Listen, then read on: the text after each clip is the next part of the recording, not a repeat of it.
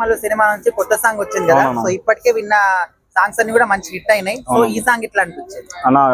కొంతవరకు అయితే నాకు డిసప్పాయింట్మెంట్ అన్న, ఎందుకంటే ఎన్నో రోజుల తర్వాత మనకి అదేది హరిహర వీరమల్లు నుంచి ఒక అప్డేట్ రావడం జరిగింది.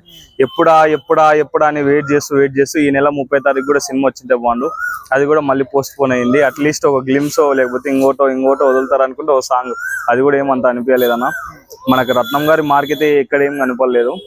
ఫస్ట్ అదే డ్రాబ్యాక్ అన్న సాంగ్ లో లిరిక్స్ కూడా మన అసలు ఎక్కడ కనెక్ట్ కాదన్న.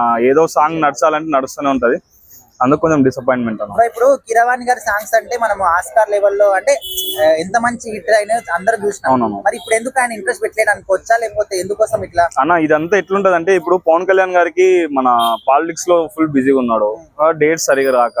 ఇంకోటి ఇది క్రిష్ గారి ప్రాజెక్ట్, ఇది హరిహర వీరమల్లు, ఆయన కూడా మళ్ళీ ప్రాజెక్ట్ నుంచి పక్కకు పోయేసి మళ్ళీ ఇంకో డైరెక్టర్ రావడం, ఇవన్నీ కొంచెం అయితే ఈ ఫిలిం మీద కొంతవరకు కన్ఫ్యూజన్ నడిచింది. గ్రూప్ వాళ్ళకి యూనిటీ కూడా లేకున్నట్లే అనిపించింది అన్న.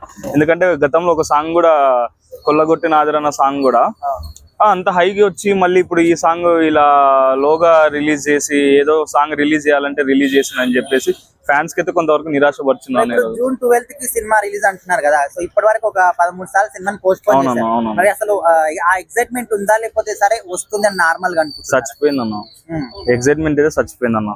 ఓజీ ఇంకా ఇవన్నీ అన్ని పక్కకు పెట్టినా ఓజీ కోసం అయితే అన్న, నిజం చెప్తున్నా, ఓజీ రిలీజ్ అయిన రోజు మాత్రం పవన్ కళ్యాణ్ ఏందనేది ఆ రోజు మానియా కనిపిస్తుంది అన్న.